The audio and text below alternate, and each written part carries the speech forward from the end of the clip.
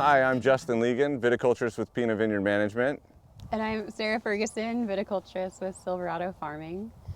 We're here presenting the 2020 Growing Conditions Report in the beautiful Napa Valley. I think it's hard sometimes to look back at it and really frame it in just one or two words, right? The vintage was so many little vintages in itself. You had the heat waves, you had the 4th of July heat wave, you had the Labor Day heat wave. Yeah, right. You had the no rain.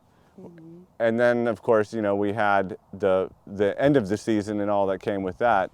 And so it was just an unbelievable year all around. It started off with very little rain. We had probably half of the year's rain came in December 2019. We got about 8 to 10 inches. And then for the whole year, we only ended up at maybe 20 inches at the high end. Exactly. And Carneros was maybe not even 10 inches. We did have an earlier bud break, about 4 to 7 days ahead of 2019, but that was more in line with kind of our normal average bud break, I'd say.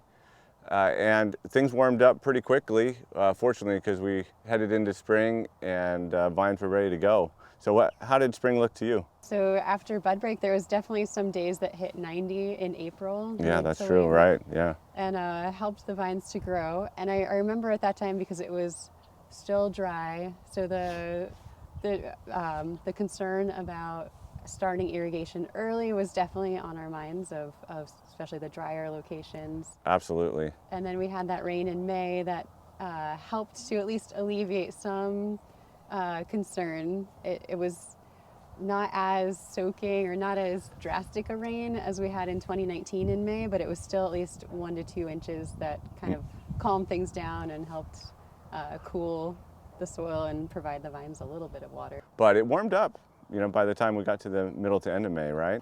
We got some days that were over 100 in May, which is not totally uncommon, but I feel like it was an extreme, it was an introduction to what 2020 what we were gonna get. In terms of heat and growing degree days.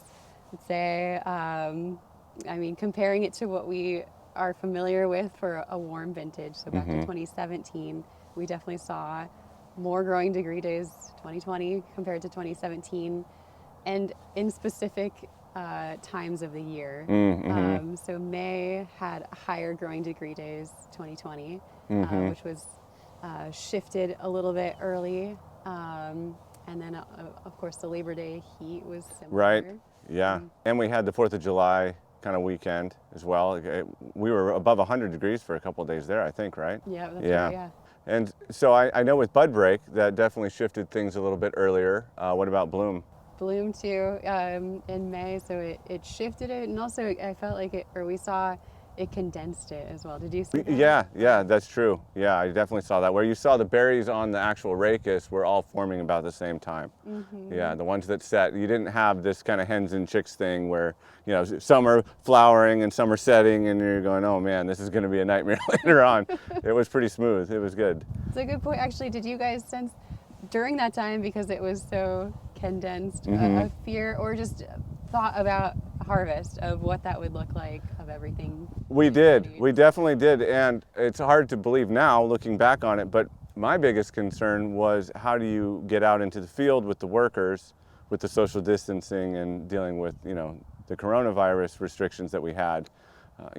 Fortunately, that didn't become as big of an issue later on, but we had other issues to deal with. Sure. But I definitely do remember thinking about that, as well as just where we were going to be in terms of yield, because it did seem a little lighter. I think right after set, when I was going around looking at things, I was thinking maybe 15-20% kind of off. Is that sort of what you were seeing as well? Yeah, we were seeing that too. Just maybe in terms of having 2019 and 2020, just coming off of those two heavy years. Yeah. It definitely was a little lighter. I would say overall 2020 looked like it was going to be a great vintage. Yeah, it was. We were feeling really good about what we were seeing. Right, good tannin development, phenolics. That heat really gave the clusters some structure, and coming in from more balanced vines. It was looking and tasting beautifully. It really was. Yeah, the ripening curves all looked great. We were optimistic leading into harvest. We typically pick our Sauvignon Blanc around the middle of August. And we were getting prepared to do that, and unfortunately we had the lightning strikes that happened around the middle of August, and the wildfires that were the result of those fires. We were able to get through the picking of the whites without too much difficulty. Unfortunately, at the end of September, we had more fires to contend with. There were definitely some growers out there that we really felt for. That it was a rough vintage. Yeah, definitely challenging. There will still be some great wines made from 2020. Yes. And we don't want to lose sight of that, because it was definitely a great vintage in terms of the weather and the growing conditions that we had.